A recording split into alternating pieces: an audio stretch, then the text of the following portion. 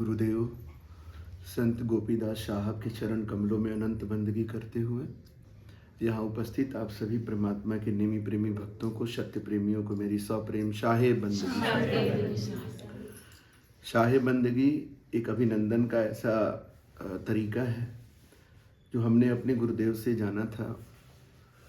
हम लोग भी शुरू से नमस्ते प्रणाम ये सभी करते हैं, अभी भी करते हैं, लेकिन गुरुदेव ने ये अभिनंदन का जो तरीका बताया, इसका अर्थ होता है सौ से सभी, ह से हृदय, ब से विद्यमान। सभी के हृदय में कौन विद्यमान हो सकता है? परमात्मा ही हो सकते हैं ना।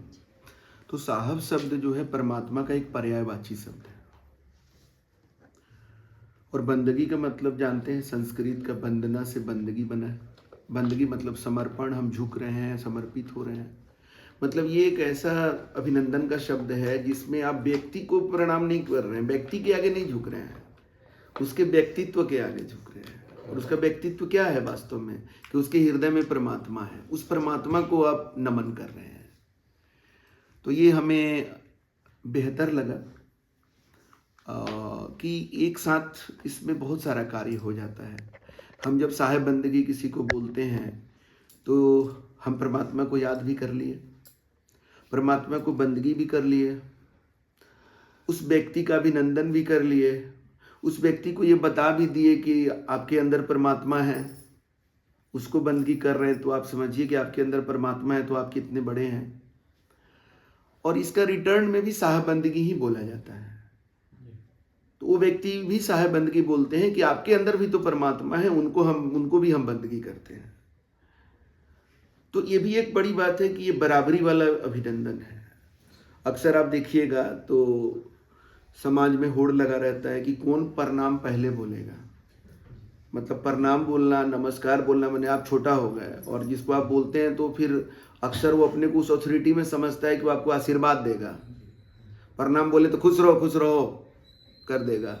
और आजकल तो इतने ऐठे लोग मिलेंगे आपको कि आप प्रणाम बोलिएगा तुम ऐसे करेगा जैसे तेरे से तो बहुत प्रणाम करने वाले हमको मिलते रहते हैं। खास करके नेता लोग को देखिएगा, वो सब चलता रहता है, किनारे किनारे से लोग प्रणाम करते रहते हैं, कोई पैर आके ऐसे ऐसे करते रहता है, वो सब इग्नोर करता चला है। ये सब मतलब मेरे लिए क्या है, सब करते रहते हैं। सब इतना अहंकार है वो सब के अंदर।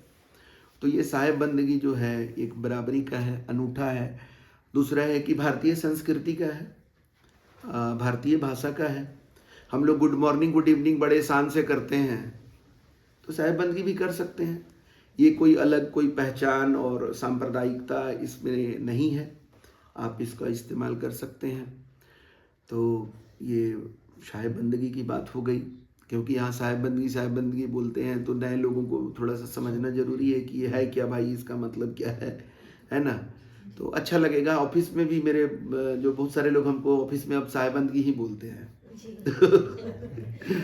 तो ऐसा कोई बात नहीं, हम प्रणाम नमस्ते सब चलते ही रहता है। तो देखिए ये जो सत्संग कार्यक्रम है, ये इसके लिए चलाया जा रहा है ताकि इस जीवन में हमने जो पाया गुरु के कृपा से, वो चीज को हम ट्रांसफर कर सकें। क्योंकि ग्रंथों में तो गुरु की महिमा बहुत बताई गई है। तो ग्रंथ तो काला अक्षर भैंस बराबर है, एक से एक बातें लिखी हुई हैं। अब चल करके देखिए क्या होता है, नहीं होता है। आदमी सशंकित हो जाता है ग्रंथ की बातों को सुनकर। अब जैसे संत कबीर की वाणी हम सुनते थे, जो तो को कांटा बुए ताही बोए तू फूल, तो को फूल है, वाको है त्रिशूल। कि जो तुम्हारे लिए कांटा बो रहा है उसके लिए तुम फूल बो। तो ये सुन करके हमको बड़ा रिएक्शन होता था। तो आप लोग सुने होंगे समाज में भी लोग रिएक्शन में बनाए हुए हैं कि जो तो को कांटा बुए ताही भोंक तू त्रिशूल।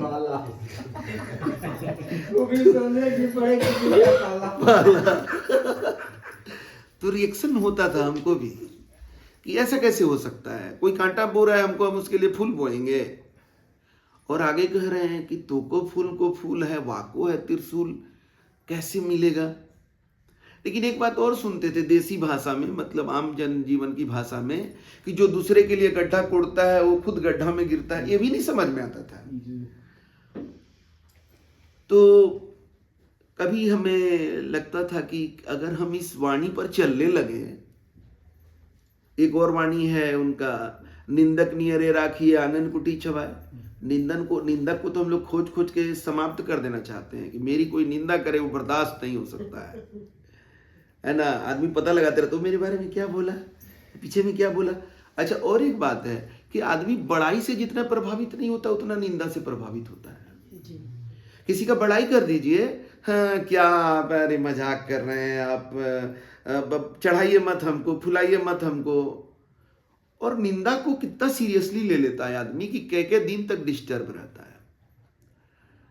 तो इसलिए हम अपने जीवन में एक बना लिए थे कि एक फिल्मी गाना है, त्रिदेव फिल्म का शायद गाना है, कि झूठा सही तेरा वादा मगर मुझको अच्छा लगा। तो बड़ाई कोई झूठा भी करता है ना तो हम उसको इंजॉय करते हैं कि चलो बड़ाई तो किया ना, कुछ अच्छा बोला ना, निंदा से तो बढ़िया है ना। तो निंदक लोगों को हम लोग देखना नहीं चाहते हैं। और संत जन कह रहे हैं कि निंदक नियरे राखिए आंगन कुटी छवाए। तो इससे भी हमको बड़ा रिएक्शन होता था कि ये कैसी बातें हैं। तो संत कबीर 500 साल पहले प्रकट हुए थे काशी में लहर तारा में। तो हमको लगता था 500 साल पुराना बात को लेकर आज अगर हम चले तो कहीं हम अव्यवहारिक तो ना कहे जाएंगे, कहीं ऐसा तो नहीं कि ये सब वाणी पर चल करके हम पगला टाइप का हो जाए या अजीब टाइप का हो जाए। तो हम बड़ा अपने को रोकते थे कि नहीं नहीं नहीं, ऐसे हम नहीं चलेंगे। कोई वाणी सुन लिए और चलने लगे उस पर। तो इसलिए कहते कि ग्रंथ का वाणी जो है ना वो काला अक्षर भैंस बराबर है। ग्रंथ में तो बहुत बातें हैं, लेकिन हमारे अंदर एक भाव ये था कि मेरे जीवन में कोई एक व्यक्ति भी ऐसा मिल जाता जो कबीर के वाणी को और संतों के वाणी को, ग्रंथों के वाणी को अपने जीवन में उतारा हुआ होता, तब हम भी उतार लेंगे। ये मेरा चैलेंज है। तो ऐसा हम खोज कर रहे थे, प्रैक्टिकल, प्रत्यक्ष में हमको चाहिए था। अच्छी बातों से हमको मतलब नहीं था, जीवन में क्या है। तो जीवन में कौन ग्रंथ को धारण किया हुआ है, जीवन में कोई संत वाणी को धारण किया हुआ है, उसकी मेरे पास खोज थी। परमात्मा की दया से मेरे घर में बाबा लोग का आना जाना बचपन से था। मेरे पिताजी जो है बहुत बाबा लोग के कांटेक्ट में रहते थे मेरे पिताजी के साथ, लेकिन एक प्रॉब्लम था, वो बाबा बहुत जल्दी बदल भी देते थे। थोड़ा सा कोई मन से इधर उधर हुआ, वो मैंने अपने मन लायक बाबा खोजते थे। तो 6 महीना 1 साल में बाबा चेंज। अभी खूब ताम झाम करके किसी को घर में लाते थे और 6 महीना 1 साल के अंदर उसके बारे में कुछ उल्टा पुल्टा बोलते हुए फिर अगला दूसरा बाबा को ले आते थे। लेकिन हमको बाबा लोग का संगत उसके कारण मिलता रहा। तो हमारी खोज जो है वो 4था क्लास से ही थी, गुरु की खोज। ग्रंथ में पढ़े, प्रातः काल उठे रघुनाथा, मातु पिता गुरु देवही माथा, कि भगवान राम माता पिता और गुरु को अपना माथा देते थे। तो हमको भगवान राम के जैसा बनना है। बड़ा सोचने में कोई बुराई तो नहीं है ना, छोटा सोचने में बुराई है। क्योंकि आईआईटी का लक्ष्य रखने वाला हो सकता है आईआईटी करे, आईआईटी नहीं करे तो कुछ एनआईटी करे या कोई और से बीटेक कर ले कहीं से, साधारण कॉलेज से। लेकिन आईटीआई का लक्ष्य रखने वाला क्या कभी आईआईटी कर लेगा? उसका तो लक्ष्य ही आईटीआई है। तो बड़ा लक्ष्य रखना चाहिए। इसलिए हम बहुत कम उम्र से कोई भी बात सोचते थे ना, इंडिया लेवल पर नहीं सोचते थे, हम विश्व स्तर पर सोचते थे। और हम जब छोटे थे उसी समय बोरिस बेकर नाम का लॉन टेनिस का चैंपियन हुआ था, जो 19 साल में क्या होता है ना लॉन टेनिस का चैंपियनशिप इंग्लैंड में जो होता है, बहुत सारा 7 ओपन लॉन टेनिस का होता है, उसमें से एक इंग्लैंड का है, तो वो वाला वो जीता था। तो ये हमको बहुत फैसिनेट करता था कि 19 साल में विश्व स्तर का चैंपियन बन गया ये, तो हम भी कुछ ऐसा करें जो मतलब विश्व स्तर का कुछ करना है। तो अपना आदर्श में भगवान राम जो है, इनकी पूजा लोग करते हैं, तो भाई भगवान राम से बड़ा कौन होगा। तो हमको भगवान राम के जैसा बनना है। तो भगवान राम माता पिता और गुरु के चरणों में अपना सर रखते थे, तो हम माता पिता के चरण में रखने लगे। और उसी समय से हमारी खोज हो गई कि मेरा गुरु कौन होगा, मेरा गुरु कैसा होगा। और आपको बताएं कि हिंदी का चौथा क्लास का किताब में हम पढ़े थे, रामायण में नहीं पढ़े थे। हिंदी टेक्स्ट बुक में वो लाइन लिखा हुआ था रामचरितमानस का। इसीलिए हम चैलेंज के साथ बोलते हैं कि ग्रंथों की बात को जीवन में उतार करके देखिए, तब कोई मैटर, अदरवाइज जो ग्रंथ में पढ़ा हुआ है। इसलिए जीवन में उतारने वाला व्यक्ति हम खोज रहे थे। तो गुरु की खोज करते करते जब हमारे गुरुदेव हमें मिले तो उन्होंने हमें भगवान राम का भी दर्शन करा दिया और उनमें हमें कबीर का भी दर्शन हो गया। सत्यवाणी को अपने जीवन में इतना प्रैक्टिकल उतारे हुए थे कि क्या कहें। लेकिन कोई भी व्यक्ति अपने जीवन में कितना गहराई में है, ये चीज आप YouTube और गूगल से समझ पाएंगे क्या? जब तक आप उसका संगत नहीं करेंगे। तो इसी को तो सत्संग कहते हैं। सच्चे लोगों का, साधु संतों का संगत करने को ही सत्संग कहते हैं। और एक मजेदार बात बताएं, आप लोगों को ये लगता होगा कि ये सत्संग हो गया। बहुत लोगों को लगता है कि हम संडे को आ गए, सत्संग हो गया। बहुत लोग शायद एक संडे को आए, फिर 2 संडे नहीं आए, फिर कभी आए कभी नहीं आए। लेकिन हम तो कहते हैं कि ये पूरा सत्संग ये नहीं है। हम जिसको सत्संग कहते हैं, ये सत्संग का प्रचार है। नहीं, प्रचार है। ये सत्संग का प्रचार हो रहा है अभी। ये प्रचार हो रहा है कि आप, ताकि आप अपने जीवन में संतों के नजदीक जाइए। इस सप्ताह में एक दिन से काम चलने वाला नहीं है। हम अपने गुरु के नजदीक गए, उनके साथ उठना बैठना किए, वैसा रिश्ता बनाए उनके साथ उठने बैठने का। तब हमने हर परिस्थिति में उनके गुणों का आकलन किया कि जो मंच से बोलते हैं वो, और एक्चुअल में जो शांति की अवस्था में जो बोलते हैं और कुछ विपरीत परिस्थिति में। और इस तरह से हमने जब परखा तो पाया कि बिल्कुल एक रूपता है। तब हमने अपने जीवन में पाया कि ये सब करते करते कब मेरे अंदर उनका गुण भी ट्रांसफर हो रहा था, ये हमको पता भी नहीं चला। और आज आपको बताएं कि हमने अपने गुरु का इतना संगत किया है कि आज हर सिचुएशन में हमारे पास गुरु का वो वाक्या, ऐसे में गुरुदेव ऐसा करते थे, ऐसे में गुरुदेव ऐसा करते थे, ऑटोमेटिक आ जाता है। और कितनी बार उनकी जो प्रतिक्रिया रहती थी वो कैसे हमारा ऑटोमेटिक हो जाता है, पता नहीं चलता है। यही चीज आप लोगों से बांटना चाहते हैं कि सद्गुण जो हम बता रहे थे आपको, कि आपने कहा कि ज्ञान चाहिए। ज्ञान से काम नहीं चलेगा। ज्ञान का प्रकाश थोड़े देर के लिए होता है, तूफान में वो ज्ञान काम नहीं करता। हमें प्रेम करना होगा, हमें गुरु की भक्ति करनी पड़ेगी। ग्रंथों में लिखा हुआ है, गुरु भक्ति कर देता है सकल पाप का नाश, जैसे तिनगी आग की पड़ी पुरानी घास।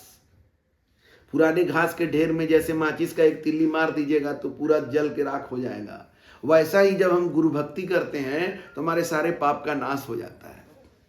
ग्रंथों में ये भी लिखा हुआ है कि गुरु भक्ता मम आत्म सोई, वाके हृदय रहो समोई। मैंने परमात्मा का एड्रेस जानना चाहते हो तो जो गुरु भक्त है ना, उसके हृदय में वो समाये रहते हैं। अब आप चाहते हैं कि आपके हृदय में परमात्मा समा जाए, तो आपके लिए कितना आसान रास्ता है। तो यही मेरा कहना है कि हम आप लोगों के लिए गवाही दे रहे हैं। हम जो ग्रंथ का बात को जीवन में अनुभव कर लिए, उसका हम गवाह बन गए हैं। और हम आपको गवाही दे रहे हैं कि ये बात जो ग्रंथ में है, जो अदरवाइज काला अक्षर भैंस बराबर है, लेकिन अब हमने उसको जिया है, हमने उसको जीवन में उतारा है। अब हम इसका गवाही दे रहे हैं कि नहीं, ये लाइन सही है। एक गवाह आपको मिल गया कि नहीं, ये लाइन सही, इसको हमने जीवन में उतारा है। तो सद्गुण हमारे अंदर कैसे आएगा, इसका जो रामचरितमानस में वर्णन है, बिनु सत्संग विवेक न होई, प्रभु कृपा बिन सुलभ न सोई। विवेक क्या है? विवेक हमारे अंदर का वो सर्च लाइट है, टॉर्च है, जिसके प्रकाश में, जो आप प्रकाश की बात कर रहे थे, विवेक, वो हमें सही गलत बताता है कि सही क्या है, गलत क्या है। और ये विवेक जगने का क्या तरीका बताए गोस्वामी तुलसीदास रामचरितमानस में? सत्संग। और सत्संग कब मिलता है हमें? जब प्रभु की कृपा होती है। आप अपने को ये मानने के लिए तैयार हैं कि आपके ऊपर परमात्मा की विशेष कृपा है? जी। ये आपको एक एक स्टेप वाइज बढ़ना पड़ेगा, तब जाकर के एक बिल्डिंग बनता है। ऐसे बिल्डिंग खड़ा नहीं होता है। एक एक ईंटा जो है ना, बहुत सावधानी से सजा सजा के रखा जाता है, तब कोई बिल्डिंग तैयार होती है। तो इस सत्संग में एक एक चीज को ना क्लियर करके रखिए, अपने जीवन में तह लगा के देखिए, तब बिल्डिंग कैसे खड़ा हो जाएगा। कल हमारे एक शिष्य बोल रहे थे कि आप ही ना कहते हैं कि प्रभु का कृपा होता है तब ना कोई गुरु के शरण में जा पाता है, तो उन पर अब प्रभु ही कृपा नहीं किए, देखिए वो प्रभु को दोष दे रहा है। अब उन पर प्रभु ही कृपा नहीं किए तो उसका क्या गलती है? तो हम बोले कि इसका मतलब है कि आप ये समझ रहे हैं कि प्रभु जो है ये चेहरा देख करके, या लड्डू कोई चढ़ा रहा है वो देख करके, या मतलब पिक एंड चूज करके कृपा करते हैं क्या? नहीं, ऐसा नहीं है। जो लोग सत्य के दीवाने होते हैं, सत्य के चक्कर में कई जगह ठोकर धोखा खाते रहते हैं, उनको परमात्मा की उस शक्ति खींच करके सत्संग में ले आती है। यहाँ तेरे लिए जगह है। संसार तो सत्य को नीचे झुकाता है, सत्य पर चलने वाले को बेवकूफ कहता है, पागल कहता है, उसको भटकाना चाहता है। संसार तो तुम्हारे क्षमाशीलता को कायरता समझता है। संसार तो तुम्हारे विनम्रता को तुम्हारी कमजोरी समझता है। आओ, एक प्लेटफॉर्म है जहां तुम्हारे विनम्रता को लोग ऊंचा देखेंगे, ऊंची दृष्टि से देखेंगे, जहां तुम्हारे क्षमाशीलता की जो है वो पूजा की जाएगी, क्योंकि जहां क्षमा है वहीं तो परमात्मा है। आओ, जहां पर तुम्हारे जिंदगी में जो सच्चाई है उसका आदर किया जाएगा, उसके लिए तालियां बजेंगी, उसके लिए लोग दिल से तुम्हें सराहेंगे कि तुम सच्चे हो। आज विकास जैसे बोल रहे थे कि हमको आत्मबल मिला, हमको आत्मविश्वास मिला। नौरंगी जी बोल रहे थे कि जब से यहां पर आने लगे हैं तब से डर खत्म हो गया। क्या होता है? आपका आत्मीय शक्ति बढ़ता है, क्योंकि आत्मा ही तो आपके अंदर है जो पूर्ण सत्य है। आपका मन जो है वो सत्य नहीं है। आपका जो ये 5 तत्वों का शरीर है सत्य नहीं है। तो जो आपकी आत्मा है, जब आप सत्संग में आते हैं, जब ऐसे जगह आते हैं जहां सत्य का पूजा होता है, जहां सत्य को ऊंचा किया जाता है, तो आपकी आत्मा गौरवान्वित महसूस करती है, उसको तृप्ति मिलता है, उसको ताकत मिलता है। इसी को कहते हैं आत्मबल, आत्मविश्वास, आत्मानुभूति। इस आत्मबल के बढ़ने को, आत्मविश्वास के बढ़ने को जैसे जैसे आप अनुभव करेंगे, आपका आत्मानुभूति हो गया। अभी जो भजन आप लोगों को बताएं, क्या था उसमें? आत्म ज्ञान बिना नर भटके, कोई मथुरा कोई काशी। अपने बारे में ही ज्ञान नहीं है कि मेरे अंदर जो सत्य है वो कितना पावरफुल है। देखिए, राहुल जी बता दिए ना कि हमने चैलेंज किया। आप कहां किसको चैलेंज किए? इनको भगवान क्या रोड में मिल गए थे? अपने अंदर जो परमात्मा है उससे बात कर रहे थे, और वहां पर इन्होंने ये कम्युनिकेट किया और रिप्लाई में बरसा बंद। समझना होगा आपको इन सब शक्तियों को। ये बोले कि हम इनको भूलते नहीं थे, और अचानक से सेंट माइकल में मिल गए, लेकिन पहचान नहीं पाए। हमको भी मन किया कि छोड़ देते हैं। जब सामने से देखकर अगला पहचान ही नहीं रहा है तो फिर क्या मतलब है? लेकिन हमको तब ध्यान आया कि नहीं, अब ये तो कभी ऐसे देखे नहीं है, इसलिए ये नहीं पहचान पा रहे हैं, तो हमें रोकना चाहिए। तो इनको याद हो गए, कुछ दूर आगे बढ़ गए थे तब हम आवाज लगाए थे इनको। तो ये परमात्मीय शक्ति जो आपके दिल में, यहाँ जो टावर है ना, यहाँ जो ट्रांसमीटर है, इसको पहचानना है। इसको जिस दिन पहचान जाइएगा ना, तो पत्थर के मूर्ति के आगे ये नहीं झुक पाएगा। झुकेगा तो भाव अलग होगा। जैसे अयोध्या में रामलला का मूर्ति का स्थापना हुआ। अब वो भगवान राम का जन्म स्थान है, वहां पर एक मंदिर पहले से था, उसको तोड़ दिया गया। किसी का भी आस्था का जो केंद्र है, क्या हुआ? बार बार फोन मैसेज आ रहा है। अच्छा, तो जाएंगे क्या? जी सर, एक्चुअली क्या है ना कि गोइंग रोड में सीनियर एडवोकेट है हाई कोर्ट के, उन्हीं से मिलना था थोड़ा। अच्छा अच्छा, किसी को लेके जाना था हमको। अच्छा अच्छा, बार बार आ रहा है कि बहुत लेट हो गया, बहुत लेट हो गया इसलिए। ओ, वकील साहब डिस्टर्ब कर रहे हैं।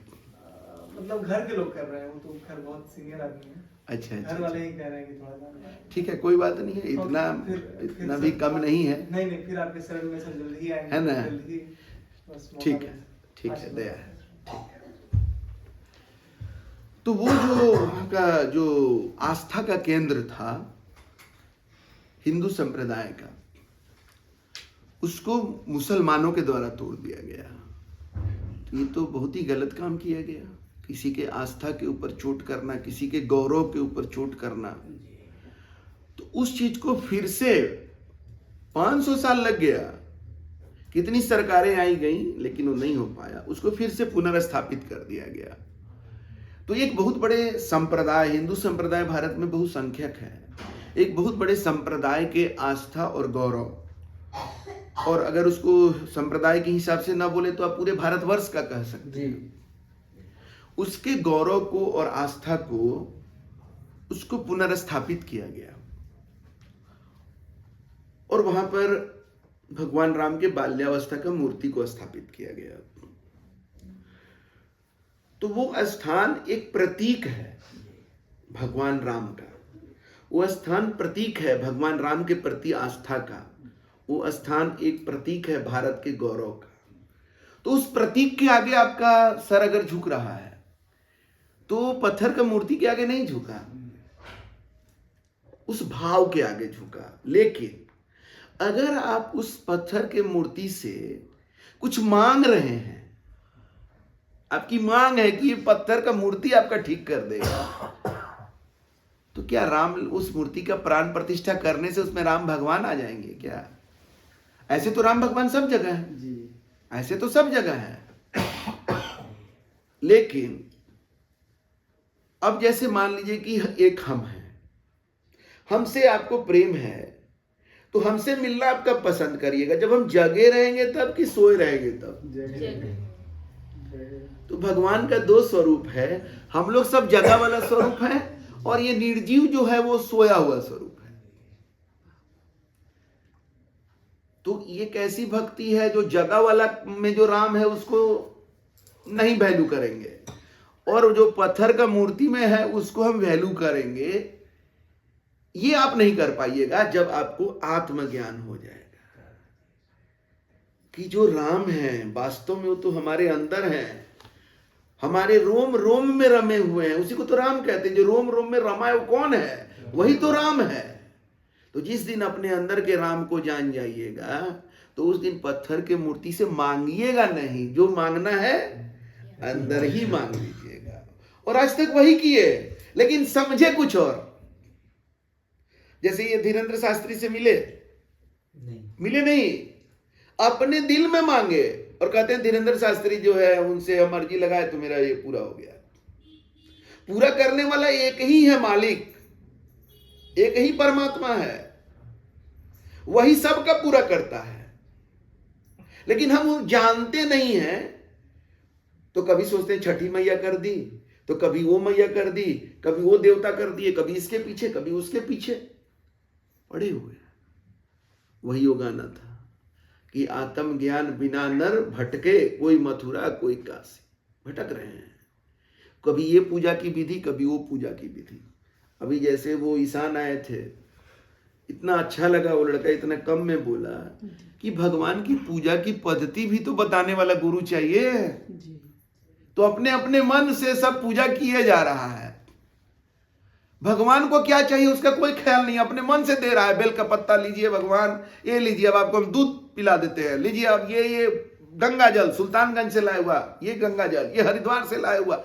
अरे भाई जरा भगवान से को तो जानो कि उनको चाहिए क्या, तेरा ये सब कुछ चाहिए भी कि नहीं उनको। ये रहा लड्डू, अभी मेरा बेटा का परीक्षा में इतना मार्क्स है, ये रहा लड्डू, उनको चाहिए क्या ये तो पूछ लो। गणेश जी के बारे में ऐसे ही धारणा बना लियो कि लड्डू खाते हैं, तो लड्डू तो खिला के दिखा दो ना, तब ना पता चलेगा। तो इस तरह से हम जो अपने मन से करते चले जा रहे हैं तो हम कैसे जान पाएंगे। इसके लिए हमारे जीवन में गुरु चाहिए। तो परमात्मा का बेसिक बात से अगर आप शुरू करते हैं तो बेसिक क्या है परमात्मा के बारे में, जिसमें सब कोई सहमत होगा, आप भी सहमत होंगे। लेकिन आज विडंबना क्या है ना कि हम जो चीज जानते हैं उसको मानते नहीं है। जानेंगे कुछ और, अब मानेंगे कुछ और। अच्छा, और जो जानेंगे और मानेंगे उसमें जब करने का बारी आएगा तो करेंगे कुछ और। तो अब जानने की और मानने पर आते हैं थोड़ा सा। तो जैसे हम जानते हैं, आप भी जानते हैं, ऐसा हमारा विश्वास है कि परमात्मा सब जगह है जी। इसमें किसी का कोई ऑब्जेक्शन है कि डाउट कोई किसी तरह का कि परमात्मा सब जगह है, विश्वास है। तो पूजा किसी खास जगह क्यों? पूजा किसी खास जगह क्यों? घर में भी पूजा का जगह बना करके कि यहीं पर पूजा होगा, या मंदिर जो है कि नहीं ये है पूजा का स्थल, ये है भगवान का घर, और बाकी जगह क्या है? आप ही जो जानते हैं उसी से तो सवाल उठ रहा है ना। तो आप जो जानते हैं और जो मानते हैं दोनों में फर्क हो गया ना। आप जानते हैं कि भगवान सब जगह है और मानते हैं कि मंदिर में है, ये बड़ा गजब बात है। और करते क्या है? न मंदिर में पूजा करते हैं न घर में पूजा करते हैं। ऐसा नहीं कि मानते हैं और मंदिर में खूब पूजा करते, नहीं। पूजा कैसा है, मंदिर के बगल से गुजर रहे हैं, ऐसे ऐसे कर लिए, हो गया। क्या है मतलब भाई? भगवान भी तो खेला बना लिए हो एकदम। भगवान को जानो कुछ, मानो कुछ, करो कुछ, कहीं से नहीं लगेगा कि भगवान का पूजा कर रहा। और दूसरा, जो मंदिर जाने वाले हैं वो कैसे हैं? वो वहां पर ये करते हैं कि हम ही धोएंगे, कोई और नहीं धोएगा, हम नजदीक से एकदम सब करेंगे, टिक्का पिक्का सब हम लगाएंगे और कोई नहीं, एक्सक्लूसिव मेरा भगवान। वहां उसका लड़ाई है, कौन कितना नजदीक जाकर के ये कर सकता है। और यहां तक कि पंडित लोग वो सेट भी करते कि आइएगा हम आपको सटवा देंगे मूर्ति में, तो ये करा योगदान रहेगा वो ज्यादा करीब रहेगा। ये कैसा भगवान हो सकता है भाई? तो आप इससे भी सहमत होंगे कि मेरा जो भगवान है वो समता का भाव रखता है। आपका भी भगवान ऐसा ही होना चाहिए मेरे हिसाब से, जी बिल्कुल। कि सबके प्रति समान भाव रखते होंगे भगवान। जी। पक्षपात करने वाले इंसान को जब आप पसंद नहीं करते हैं तो क्या भगवान पक्षपात करने वाले होंगे? नहीं। तो जहां भी अगर पक्षपात हो रहा है तो वहां भगवान कैसे प्रकट है? तो भगवान जो है वो समता का भाव रखते हैं। लेकिन लोगों के आचरण में क्या हो रहा है? भगवान का दर्शन करने जाते हैं, वहां टोकन कटता है। जगन्नाथपुरी है, वहां 500 का टोकन, 150 का टोकन। तिरुपति जाइएगा वहां VIP टोकन, तो जनरल टोकन, ऐसे कटता है जी। परखिए इन सब चीजों से। जिस चीज को जानते हैं उसी को मानिए और उसी पर चलिए। यही सत्य पर चलना है, इसी को सत्संग कहते हैं। कि हम वही रास्ते पर चलेंगे, वही कदम उठाएंगे जिसको हम जानते हैं, और हम जिसको जानेंगे उसी को मानेंगे और हम उसी पर चलेंगे। मेरा मन, मेरा वचन और कर्म तीनों एक होगा, और इधर ये तीनों एक होगा कि जो जानेंगे वही मानेंगे और उसी पर चलेंगे। और कोई हमको चला नहीं सकता, ऐसे अंधा की तरह हम नहीं चल सकते हैं। और छल और कपट वाला काम नहीं करेंगे कि मन में कुछ है, बोल कुछ रहे, कर कुछ और रहे, नहीं। यही अलाइनमेंट करने का जरूरत है। ये तीनों एक लाइन में लाने का जरूरत है। एक तरफ हमारा विचार, हमारी वाणी और हमारा कर्म, इसका अलाइनमेंट, और एक अलाइनमेंट कि हम जो जानते हैं हम उसी को मानेंगे और हम उसी पर चलेंगे। यही है सबसे, इसी को करना है। करते करते ये होगा। अब मेरा जो परमात्मा है वो सर्वशक्तिमान है। आपका परमात्मा क्या कमजोर होगा? सर्वशक्तिमान है कि नहीं आपका परमात्मा? तो सर्वशक्तिमान तो एक ही हो सकता है ना। सर्वशक्तिमान अनेक कैसे हो सकता है? शक्तिमान अनेक हो सकता है, लेकिन सर्वशक्तिमान एक ही हो सकता है। तो आप समझ गए ना कि परमात्मा एक ही है, वही सब काम कर रहे हैं, उसके रूप अनंत है, निर्जीव भी उसका ही रूप है। इसीलिए मेरा कहना ये नहीं है कि फोटो में, मूर्ति में, मंदिर में, मस्जिद में, गिरजाघर में भगवान नहीं है, ये मेरा कहना नहीं है। भगवान तो सब जगह है, लेकिन अभी अगर घर में चाय बनाने के लिए दूध चाहिए तो दुकान यहाँ सामने में है, तो इसको छोड़कर कोई स्टेशन जाके दूध लाएगा तो पागल ही कहिएगा ना। ये सामने वाला दुकानवा नहीं देखा था तुमको? तो परमात्मा सबसे पहले हम लोग के अंदर है, तो अंदर वाला परमात्मा को छोड़ देते हो, बौख रहे हो, तो तुम बड़ा दिमागी हो, ज्ञानी हो। ये ज्ञान है क्या? नहीं। आप लोग सब सहमत हो रहे हैं ना? मेरा भगवान और आपका भगवान मैच कर रहा है ना? अलग अलग नहीं ना, लड़ाई नहीं ना होगा। अच्छा, मेरा भगवान जो है ना वो दया का सागर है। आपका भगवान? मेरा भगवान आपका भी है। तो कई जगह पर भगवान के नाम पर जो बकरा काटा जाता है वो किसका भगवान है? वो कैसा भगवान होगा? तो अन्याय है, अज्ञानता है कि नहीं है? जी भगवान के नाम पर भैंस काट रहा है, बकरा काट रहा है। ये भगवान ऐसे हो सकते हैं जो इससे प्रसन्न हो? नहीं। मेरे भगवान तो दया के सागर है, वो इससे प्रसन्न नहीं हो सकते। भटकाव है। ये तो बहुत बहुत बड़ा पाप है। वो भक्ति और पूजा है ही नहीं, तो पाप है, सीधा सीधी हत्या। भटकाव तो आप लोग इसका विरोध करेंगे जी। कि समर्थन करेंगे? बलि, तभी तो हम लोग यहाँ हैं। बलि किसका देना है? अपने विकार बलि अपने विकार का दो ना, अपने गलतियों का बलि देना है। नहीं तो मन करे तो अपना भी दे सकते हो, लो गर्दन काट लो। रावण जैसे अपना गर्दने काट के चढ़ा देता था। अरे अपने पर हक है तुम्हारा, लेकिन एक कमजोर प्राणी को पकड़ करके उसका गर्दन कैसे काट रहे हो भगवान के नाम पर? ये गलत है। तो बलि अगर देना है ना, तो अपना गर्दन काटने से बेहतर अपना अहंकार का बलि दे दो, अपने मैं का बलि दे दो। ये तो उसी का सूचक है ना। हम जो कहते हैं ना, सर कटा सकते हैं लेकिन सर झुका सकते नहीं, ये कौन है? अहंकार हमारा बोल रहा है। तो ये हमारा अहंकार का सूचक है। तो इसको नहीं काटिए, अपने अहंकार को मिटा दीजिए। और ये मिटाने का एक ही उपाय है, गुरु के चरण शरण में ही मिटेगा। जिस दिन आप जीवन में तय करते हैं ना कि हमें गुरु की जरूरत है, उसी दिन आप अपने अहंकार को समझिए कि छलनी कर दिए। क्योंकि अहंकार कहता है कि तुम्हें और गुरु की क्या जरूरत है? तुम तो ज्ञानी हो, तुम सब कुछ जानते हो, तुमको क्या कमी है जो गुरु खोज रहे हो? अहंकार ये कहता है। और आप कहते हैं कि नहीं, हमको लगता है कि जीवन में एक गुरु होना चाहिए जो हमें ज्ञान का प्रकाश दे, मार्गदर्शन करें, जिनके आशीर्वाद से हम सत्य के मार्ग पर चल सकें। अब जैसे वो ईशान बोले कि कुछ दिन गलतियों को छोड़ते हैं, उसके बाद फिर वो पकड़ा जाता है, क्योंकि गुरु नहीं है। बिना गुरु के सत्य के मार्ग पर चलेंगे। अभी एक ग्रुप में मैसेज आया था, हम लोग का एक स्पिरिचुअल ग्रुप भी है व्हाट्सएप का, उसमें एक मैसेज आया था जिसमें मुर्गा बना हुआ था, और मुर्गा बहुत तगड़ा था, और उसके साथ दिया हुआ था कि इस दुनिया में सबसे ज्यादा हत्या उसी जीव का होता है जो सुबह सुबह सबको जगाने का काम करता है। सबसे ज्यादा मुर्गा ही मारा जाता है जी। तो ये संसार ऐसा ही है, जो संसार को जगाने का प्रयास करता है उसको मार दिया जाता है, ये मुर्गा की तरह। तो हम उसमें जोड़ दिए कि बिना गुरु के जो संसार को जगाने का प्रयास करता है उसको मार दिया जाता है। जैसे गांधी जी के राजनीतिक गुरु गोखले थे, लेकिन गांधी जी अध्यात्म में किसी को गुरु नहीं मानते थे।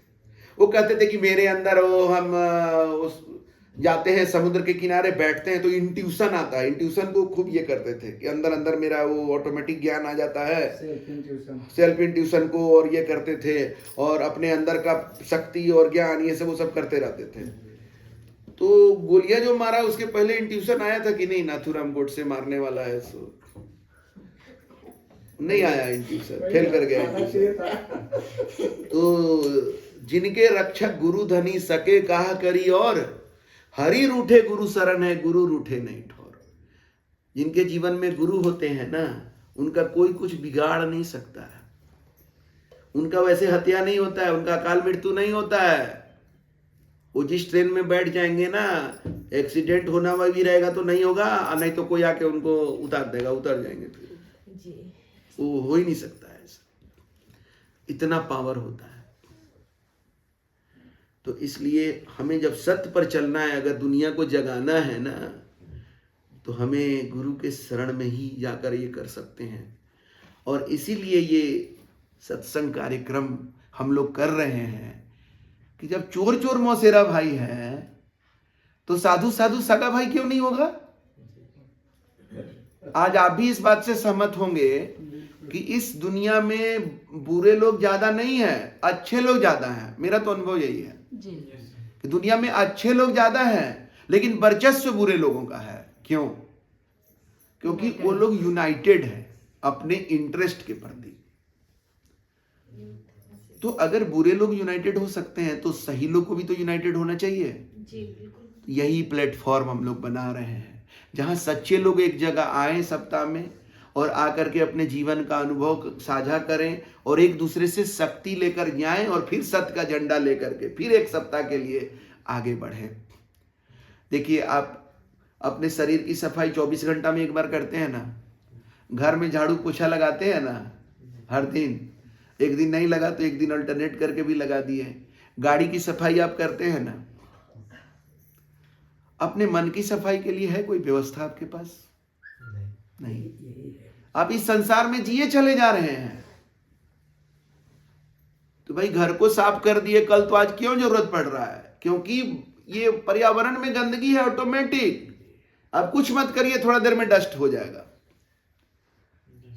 तो बाहर में जैसे डस्ट हो रहा वैसे ही मन भी गंदा होते जाता है। आप कुछ मत करिए फिर भी ऑटोमेटिक। क्यों? क्योंकि ये संसार की रचना ही ऐसी की गई है।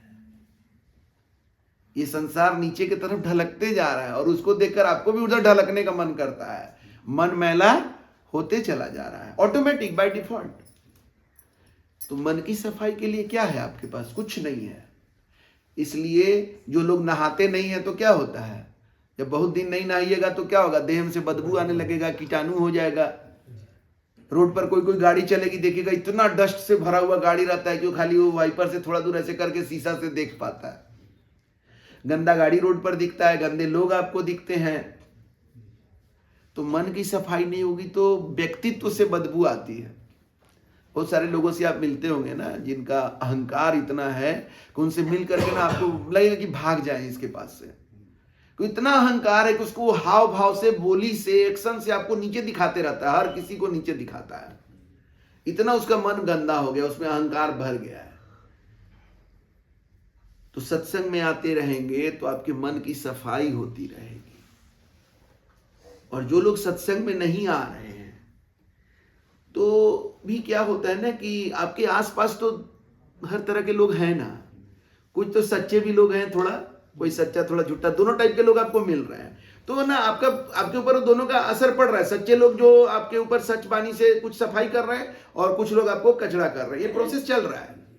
लेकिन सत्संग में आना ये एक आपका एक्शन हुआ कि जैसे खेत को खाली छोड़ दिए तो उसमें खरपतवार अपने से उगा, फसल अपने से नहीं उगेगा। फसल उगाने के लिए आपको प्रयास करना पड़ेगा, एक्टिव एक्शन आपको लेना पड़ेगा। उसी तरह से सत्संग में आने के लिए आपको प्रयास करना पड़ेगा। हर आदमी यहां संघर्ष करके आया है, ऐसा आसान नहीं है। सबसे आसान, सबसे नजदीक में ये वाला घर से 3 मकान छोड़ के बिजली विभाग के एक हैं, उनको हम इनवाइट किए।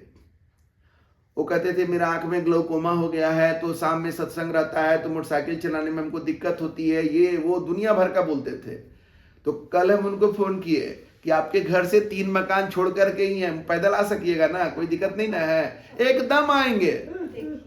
अभी तक पता नहीं है, घर से 3 मकान बाद वाला का पता नहीं है। दानापुर से आदमी आ गया है, सिटी से आ गया है, अब मंदिरी से कहाँ, देखिए कंकड़बाग से आया है, राजेंद्र नगर से आने वाले आ गए।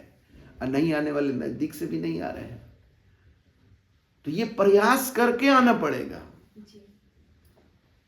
इस सफाई का आपको प्रयास करना पड़ेगा। तो इस तरह से ये सत्संग कार्यक्रम जो रखा गया है, इसका मकसद ये है कि हम लोग अपने अपने जीवन में जो सत्य का अनुभव कर रहे हैं उसको यहाँ पर प्रस्तुत करें और एक दूसरे के सच्चाई को अनुभव करके अपना सत्य के प्रति जो अनुभूति है उसको हम लोग बढ़ाएं। उससे हमारा आनंद बढ़ता है, उससे हमें सत्य के प्रति शक्ति आती है, परमात्मा पर भरोसा हमारा बढ़ता है, गुरु पर हमारा विश्वास बढ़ता है। यही तो बढ़ाने की जरूरत है। आज लोगों का सत्य पर से विश्वास हट गया है।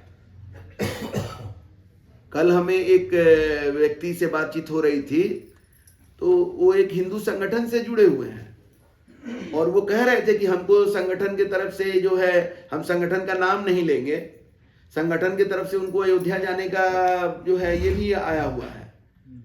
और वो कह रहे हैं कि लेकिन मेरे अंदर ऐसा है कि भगवान राम मिल जाए तो मन करता है कि उठा के पटक दे। बताइए।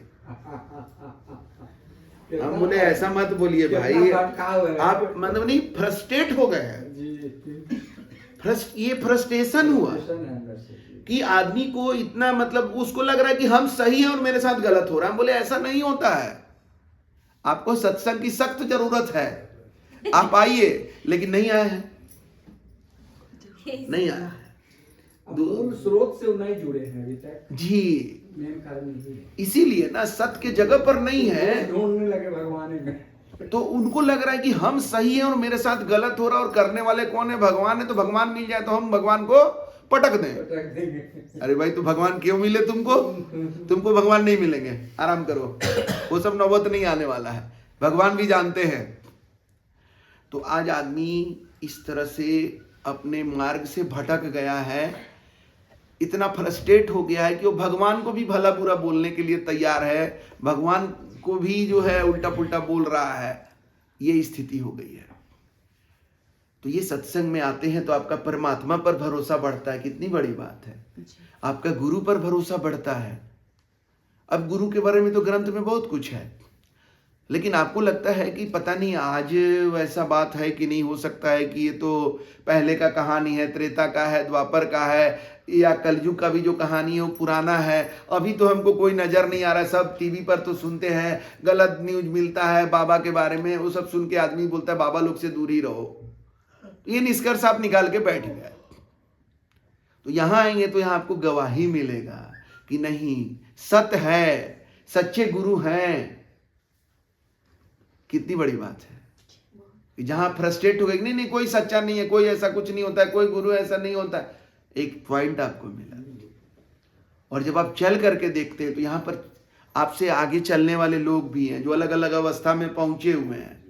एक ऐसा गुरुकुल है जिसमें एक साथ नर्सरी और 10th और ग्रेजुएशन और पीजी और पीएचडी सब एक साथ है।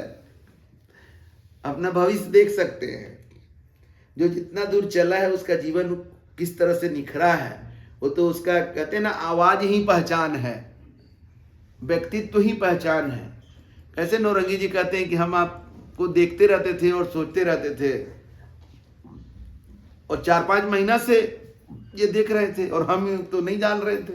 बोले जो सही बोले सर, कि गुरु भी खोज लेते हैं शिष्य को, इसको आशीर्वाद देना है तो कृपा है जरूर। शिष्य भी बेचैन रहता है तो गुरु कृपा हो जाती है। देखिए, हम अपने गुरुदेव से पूछे थे कि गुरुदेव सच्चा प्रेम क्या है, तो गुरुदेव बोले कि जो सच्चा प्रेम होता है उसमें क्रोध नहीं रहता है। पहला, जहां क्रोध है वहां प्रेम नहीं है।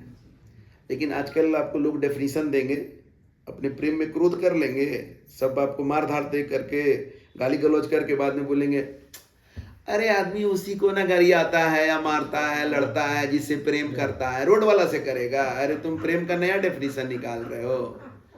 जहां प्रकाश होगा वहां अंधेरा कैसे होगा? जहां प्रेम होगा वहां क्रोध नहीं हो सकता है। समझ लीजिए, पहला पॉइंट। दूसरा, गुरुदेव बोले कि प्रेम जो है ना ये 2 तरफा होता है, एक तरफा नहीं। जो एक तरफा है वो प्रेम नहीं है, और जो प्रेम है वो हमेशा 2 तरफा होगा। तो गुरु और शिष्य का जो प्रेम है ये एक तरफा नहीं है। शिष्य की खोज होती है कि ऐसे गुरु मिलते जो मेरे जीवन का मार्गदर्शन करते। अब गुरु की खोज है कि ऐसा कोई मिले जो मेरा शब्दवा को समझ तो सके। इस शब्द को तो पकड़ने वाला नहीं मिल रहा है। बोलने में सोचना पड़ता है कितना गहरा बात कौन क्या पकड़ सकेगा। इसलिए संत कबीर से एक बार पूछा कोई कि सुनने को तो मिलता है कि रामानंद जी आपके गुरु हैं, लेकिन लगता नहीं है, क्योंकि रामानंद जी का ज्ञान अलग है और आपका तो धारा ही अलग है। आप सच बताइए आपका गुरु कौन है। तो जानते हैं उन्होंने क्या कहा? उन्होंने कहा अब की जो बूझे सो गुरु हम चेला। मेरा बात को जो समझ गया वही मेरा गुरु है, हम उसका चेला है।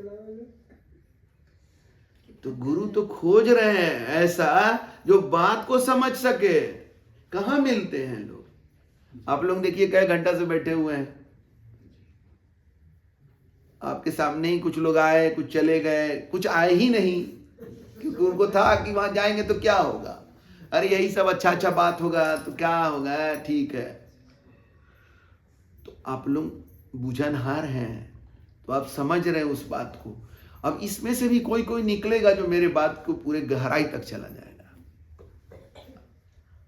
और जैसे वो मेरे उस गहराई तक जाएगा उसमें और हमें फिर कोई अंतर नहीं रह जाएगा, क्योंकि वही बन जाएगा। वो उस प्रोसेस में वो ऑटोमेटिक वही बन जाएगा। यही है सच्चा सत्संग, कि हम सत्य से इतना प्रेम करें कि हम में और सत्य में कोई अंतर ही ना रह जाए। हम गुरु से इतना प्रेम करें कि हम में और गुरु में कोई अंतर ही ना रह जाए। हम परमात्मा से इतना प्रेम करें कि परमात्मा में और हम में कोई अंतर ही ना रह जाए। इसी को तो मुक्ति कहते हैं। हम लोग कहां से आए हैं? हमारा जीवन कौन दिया है? परमात्मा। हम परमात्मा के पास से हम सब आए हैं, और जीते जी हम अपने जीवन को परमात्मा मय कर दिए तो हम परमात्मा में मिल ना गए जी। परमात्मा मय मतलब क्या होता है? परमात्मा में मिल जाना। तो जीते जी जब हम परमात्मा में मिल गए तो मरने के बाद क्या होने वाला है? खाली शरीर मिटेगा, बाकी सब चीज तो पहले ही हो गया है जी। दूल्हा दुल्हन जब मिल गए तो फीकी पड़ी बारात। देखे कि नहीं, जैसे ही दूल्हा को लेके किनारे करके ले जाता है, उसके बाद दो लोग उधर मिलने लगता है तो बरातिया सबका क्या हाल होता है। उसके पहले तक बराती सब पूरा फुल टाइट रहता है, खूब नाचेगा कि सब हम ही को देख रखा है कि दूल्हा साथ में है, तो सबका टेंशन उधर ही है। लड़की वाला का टारगेट खाली रहता है कि कैसे दूल्हा को बारात में से निकाल करके हम लोग अपने कैप्चर में कर ले। और जैसे वो कैप्चर में कर लेता है, चलो फीकी पड़ी बारात। दूल्हा दुल्हन मिल गए तो फीकी पड़ी बारात। तो जैसे हमारा जीवन परमात्मा में हो गया तो ये शरीर और ये संसार ये सब फीका हो गया। अब ये कब मिट जाए? जब मिट जाए। जीवन तो पहले ही परमात्मा में हो गया है। यही तो मुक्ति है। परमानंद यही है जी। तो ये कैसे मिलेंगे? ये जीवन हमारा ऐसा परमात्मा में कैसे होगा? तो रामचरितमानस में वर्णन है, सिया राम मैं सब जग जानी, करहु प्रणाम जोरी जुग पानी। ये पूरा संसार सिया राम मैं है। देखिए संतों का दर्शन देखिए। गोस्वामी तुलसीदास नहीं कह रहे कि फलनवा अयोध्या में सिया राम है, वो कह रहे सिया राम मैं सब जग जानी, करहु प्रणाम जोरी जुग पानी। अच्छा, हनुमान जी सिया राम को कहां पर दिखाए लोगों को? अपने हृदय में दिखाए कि नहीं? मंदिर में कहीं नहीं दिखाती है। तो आज हम हृदय में धारण करने का प्रयास नहीं कर रहे हैं। हम आज मंदिर मस्जिद और गिरजाघर चर्च और हम बड़ा तुम बड़ा ये कर रहे हैं, लेकिन उदाहरण भरा पड़ा है, लेकिन बिना गुरु के वो समझ में भी तो नहीं आएगा। कितनी बड़ी बात है कि हनुमान जी ने अपना सीना चीर करके दिखाया कि देखो राम और सीता को हम कहां रखते हैं। वही तो रखना है, वही तो जगह है, वही तो मंदिर है। मंदिर शब्द बना है मन प्लस धीर। धीर मतलब होता है दीवार। मन के चारों तरफ जो दीवार है, दीवारों से घिरा हुआ जो मन है, वही मंदिर है। तो ये तो शरीर जो है इसमें चारों तरफ दीवार है और अंदर में मन है, यही तो मंदिर है। अब बाकी हम जिसको मंदिर समझते हैं वहां दीवार तो है लेकिन मन नहीं है, इसीलिए प्राण प्रतिष्ठा किया जाता है बाहर से। जब तक प्राण प्रतिष्ठा नहीं होता है वो मंदिर नहीं होता है। लेकिन अब कैसा प्राण प्रतिष्ठा होता है कि प्राण प्रतिष्ठा के बाद भी मूर्ति जो है कुछ बोल नहीं पा रहा है, कुछ चल नहीं पा रहा है, कुछ नहीं कर। ये अपना मन बहलाने वाला प्राण प्रतिष्ठा है। भटकाव है गुरु जी। वही कह रहे कि अपना मन बहलाने का प्राण कोई प्रतिष्ठा आदमी है। मरा हुआ है तो उस पे प्राण प्रतिष्ठा काहे कर रहे हो? वही बात है। लेकिन परमात्मा जो प्राण प्रतिष्ठा करते हैं, एक चींटी में उन्होंने प्राण डाल दिया है, वो चींटी अपने आप में पूर्ण है। हाँ, संचालित है वो स्वतः। एक मक्खी है, देखिए वो बैठती है, आप मारने का अभी सोच रहे हैं, ऐसे करिएगा तब तक उड़ जाएगी। जी इतना छोटा जीव में तो कितना चीज डाल दी है। इसको कहते हैं प्राण प्रतिष्ठा। लेकिन अब ये बहुमत एक साथ हो करके कहता है कि हाँ भाई हो गया, इसमें प्राण प्रतिष्ठा हो गया, अब सब कोई कुछ बोलेगा नहीं। अगर बोल दिए तो मतलब तुम आस्था के खिलाफ बोल रहे हो, तुम अपमानित कर रहे हो, ये कर रहे हो, वो कर रहे हो, कोई बोलेगा नहीं कुछ। तो कोई कुछ नहीं बोलता डर के मारे, कौन बोलेगा? लेकिन अंदर से दिल तो बोलता है ना कि प्राण प्रतिष्ठा हुआ लेकिन कुछ हो नहीं रहा है, वैसे ही का वैसे ही है। हलचल नहीं है कुछ। कुछ हो नहीं रहा है। आए मान लो ना भाई, मान लो। तो ये मान लेने का तो हम लोग को बचपने से आदत डाला जा रहा है ना। पंडित जी आए अपना वो लक्ष्मी पार्वती और क्या पूजा करते तो गोबर का कुछ बना दिए। मान लीजिए तो ये क्या है पंडित जी? तो ये गणेश जी हैं, तो ये विष्णु जी हैं, ये गणेश जी हैं। अरे मान लेना भाई, मान लो, मान लिया कि इसको बना दिया गया। करिए अब आप जो हम बोल रहे हो करो। कैसे मतलब? आए चुपचाप करो ना भाई। अब तब तक घर के लोग आपके माथा पर चढ़ जाएंगे। एक घंटे कि पंडित जी का एक घंटा के बाद अपमान कर रहे हो तुम बस चुपचाप करो इसको। हम भुक्तभोगी हैं, मेरे साथ ऐसा हुआ। यहाँ यही होता ही था। तो अब जो है आप जो है अब करने लगे। लेकिन एक तो ऐसा ही जो है ना सतवादी टाइप का आदमी था एकदम पूरा, उसके साथ ऐसे हो गया तो उसके ऊपर भी चढ़ गया कि नहीं आज हम भी पंडित जी को जो है ना कुछ समझा ही देंगे। तो मान लिया और उसके बाद सारा पूजा वगैरह संपन्न हो गया। तब जब उसके बाद पंडित जी को भोजन कराने का बारी आता है तो भोजन में बढ़िया चूड़ा एकदम बासमती का दिया, उसके बाद पूरा जमा हुआ दही दिया। अब पंडित जी सोच रहे हैं कि अब शुरू करते हैं, थोड़ा गुड़ उड़ दे दे, चीनी उनी दे दे, तब शुरू करते हैं। तब तक उसमें ला करके गोबर डाल दिया। भगवान बनाए गोबर गोबर डाल दिया और कह रहा है कि पंडित जी पाइए। अब पंडित जी का तो पारा चढ़ गया, ये क्या कर दिया तुम जी? गोबर ला करके डाल दिया इसमें। बोला गुड़ है। बोले गुड़ है? गुड़ दिखाई दे रहा है तुमको? गोबर डाल दिया और कहते हैं गुड़ है। पंडित जी जब गोबर को हम भगवान मान सकते हैं तो आपको तो गोबर को गुड़े मानने के लिए कह रहे हैं, खाइए ना। ऐसा कोई मिल जाए तब इलाज होगा सही। सब गुण गोबर हो गया। तो इसीलिए सत्संग में आना जरूरी है। सत्संग करने का मतलब है आपको बता दिए, जिस चीज को जानो उसी को मानो और उसी पर चलो, अंधा की तरह मत चलो। और अपने को सही करने का मतलब है मन वचन और कर्म तीनों एक करना। तो रामचरितमानस में गोस्वामी तुलसीदास बताएं कि भगवान राम हमें कैसे मिलेंगे। उस पर बोले हैं, निर्मल मन जन सो मोहि पावा, मोहे छल कपट छिद्र न भावा। क्लियर है? भगवान राम अगर चाहिए, उनको पाना चाहते हैं भगवान राम को, तो क्या करना होगा? अपने हृदय को, मन को निर्मल करना पड़ेगा। सिंपल बात है। तो जैसे कपड़ा को धोने के लिए कपड़ा को किसका संगत में ले जाते हैं? साबुन और पानी के संगत में ले जाते हैं, या डिटर्जेंट और पानी के संगत में ले जाते हैं और थोड़ा उसको उठा पटक करते हैं ना। और ये काम को आप सहजता से करने के लिए वॉशिंग मशीन ले आते हैं। वॉशिंग मशीन क्या करता है? वही डिटर्जेंट और पानी के संगत में कपड़ा को डाल के घुमा घुमा करके पटक पटक करके उसको साफ कर देता है। तो ये मन के सफाई का जो वॉशिंग मशीन है वही सत्संग है, जहां गुरु की वाणी जो है, जिसमें कुछ फटकार रहता है, कुछ आपको अनुशासित करते हैं, वही उठा पटक है। जब तक पटका नहीं जाएगा तब तक सफाई नहीं होगा। और यही जो सत्संग में जो वाणी है, यही पानी और साबुन है। इसी माहौल में आपका मन का जो है वो सफाई होगा जब बार बार लगातार सत्संग में आते रहेंगे। संतों से अभी भजन सुने ना, संतन के संग लाग रे तेरी अच्छी बनेगी। संतों के नजदीक आते चले जाएंगे, जीवन जो है संतमय परमात्मामय होते चला जाएगा, आपका जीवन निर्मल होता चला जाएगा। इतना सरल है, लेकिन भगवान के बारे में आपको इतना कॉम्प्लिकेटेड कर दिया गया है बचपन से कि आपको यकीन नहीं होता है। ऐसे ही मतलब बस सत्संग में आते रहेंगे और हम परमात्मामय हो जाएंगे। अरे तो तुम ही बताओ ना भाई कैसे, तुम मेरा छोड़, तुम बता दो फिर कैसे होगा। हम तो ये करके देख लिए हैं, ये तो मेरे जीवन का यही अनुभव तो हम बांटना चाहते हैं कि गुरु के सानिध्य में, गुरु के संगत में रहने से गुरु का जो गुण है वो ऑटोमेटिक आप में आ जाता है। सत्संग से गुण होता है, ये हम अपने जीवन में अनुभव कर लिए हैं। गुरु ब्रह्मा गुरु विष्णु गुरु देव महेश्वर गुरु साक्षात परम ब्रह्मा तस्मै श्री गुरुवे नमः, ये हम अनुभव कर लिए। गुरु के रूप में हमें पार ब्रह्म का दर्शन हो चुका है, यही दर्शन हम बांट रहे हैं। आपको अगर हमसे तगड़ा कोई दर्शन है आपके पास तो आप भी बांटिए, तो फ्री है यहाँ। हम तो सबको बुलाए, किसी को तो नहीं बोले कि ऐसा बात नहीं बोलना है, आप आकर बोलिए।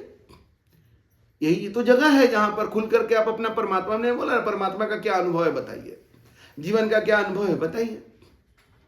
तो हमने अपना अनुभव बताया, आप लोग भी अपना अनुभव बताए। इसी तरह से एक दिन का ये मामला नहीं है, एक दिन में लाइफ टाइम रिचार्ज हो जाइएगा जी। यहाँ तो साल भर स्टूडेंट जो है ना 365 दिन में से कितना दिन राहुल जी आप लोगों का स्कूल रहता है? 220 दिन। 365 दिन में से 220 दिन स्कूल जब जाता है तब पहला क्लास का उसको सर्टिफिकेट मिलता है। और यहाँ तो जीवन का सबसे महानतम सर्टिफिकेट है, मिलना है। जीवन को परमात्मा में करना है, मुक्त करना है, पहले तो एक अच्छा इंसान बनना है। ये सब सर्टिफिकेट का एक वो संडे से होगा? ये जब आप रेगुलर करेंगे, इसको समझेंगे कि ये कितना इंपॉर्टेंट चीज है, कितना बड़ा मिशन है, इसको समझेंगे।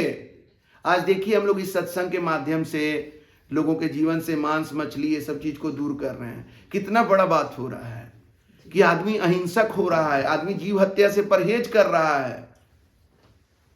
तो अहिंसा की प्रवृत्ति बढ़ेगी तो समाज के लिए अच्छा है कि नहीं?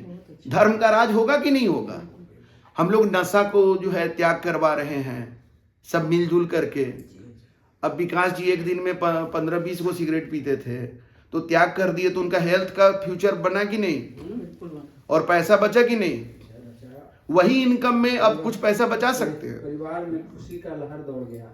वैसे ही कोई दारू पी रहा है, वो दारू छोड़ दे रहा है। और सबसे बड़ी बात कि झूठ जो है वो महापाप है, तो झूठ बोलना हम लोग छोड़ रहे हैं। तो कितना बड़ा समाज का उत्थान का काम हो रहा है, समझने का प्रयास करिए, कितना बड़ा मिशन है। और इसको उसी गंभीरता से लीजिए। अभी कोई बता रहे थे ना कि सत्संगत और हरि कथा तुलसी दुर्लभ दोए, सुत दारा और लक्ष्मी, बाल बच्चा और धन दौलत, इसी के चक्कर में पूरा जीवन बिता दे रहे, तो पापी के पास भी है। लेकिन सत्संग और हरि कथा ये दुर्लभ चीज है, तो ये मौका मिल रहा है, इसमें आइए और लोगों को लाइए ताकि उनका भी जीवन बदले।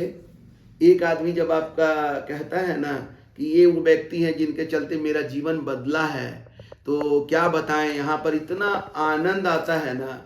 हम चाहेंगे कि आप लोग अपना जीवन में वो आनंद पाएं और उस आनंद को बढ़ाएं, और इस तरह से सत्संग की धारा चलती रहे। हम अपने गुरुदेव से जब पहली बार प्रस्ताव रखे थे कि अब देखिए अभी राहुल जी बिजनेस के बारे में बोल रहे थे ना, वहीं से हमको प्रेरणा मिला कि बिजनेस में हम लोग वीकली मीटिंग करते थे। तो वीकली मीटिंग में हम देखे कि उस मीटिंग को कंडक्ट करने में इतनी तैयारी करते थे हम लोग और इतना अच्छा से मीटिंग करते थे, तो देखे कि नया व्यक्ति कोई आता है तो 2-4 मीटिंग अटेंड करते करते उसका बोल चाल, ये रहन सहन सब बदल रहा है। तो हमको एक बात समझ में आया कि अगर बिजनेस के फील्ड में वीकली मीटिंग से हम ये परिवर्तन ला पा रहे हैं, तो अगर अध्यात्म के फील्ड में भी वीकली मीटिंग किया जाए, जिसको सत्संग कहते हैं, तो वहां पर बहुत बड़ा परिवर्तन आएगा। तो हमने अपने गुरुदेव के पास ये प्रस्ताव रखा कि गुरुदेव अगर सप्ताह में एक सत्संग करें तो कैसा रहेगा, क्योंकि कोई अच्छा काम भी जो हमको समझ में आता था ना, बिना गुरु से पूछे नहीं करते थे। हो सकता है कि हमको अच्छा लग रहा हो, कहीं कुछ उसमें हो बात, तो गुरुदेव बोले कि बेटा सत्संग तो जीवन का प्राण है। बस क्या था, हमको मिल गया उनका सहमति, उसके बाद से लगातार हम लोग कर रहे हैं। परमात्मा की इतनी दया है कि कहीं कोई बाधा नहीं हुआ, लगातार ये धारा बहते चली जा रही है। इस मिशन में हम अकेले कितना कर पाएंगे, हमें आप लोगों का सहयोग चाहिए कि आप लोग इसमें शामिल हो। आप शामिल होकर भी एक सहयोग कर रहे हैं। आप यहां आकर के 2 मिनट बोलते हैं, हो सकता है मेरी बात से कोई ना प्रभावित हो, इनके बात से प्रभावित हो जाए, कोई इनसे ना प्रभावित हो, इनसे प्रभावित हो जाए। हम लोग का उद्देश्य क्या है, एक व्यक्ति के जीवन को सत्य के मार्ग पर लाना। तो जब उद्देश्य सही है तो उसमें कौन किसको प्रभावित कर रहा है ये इंपॉर्टेंट नहीं है, लेकिन सब मिल के कर दें, ये कितनी बड़ी बात है। तो इसी के साथ आज का ये अपने वाणी को विराम देते हैं। साहेब बंदगी।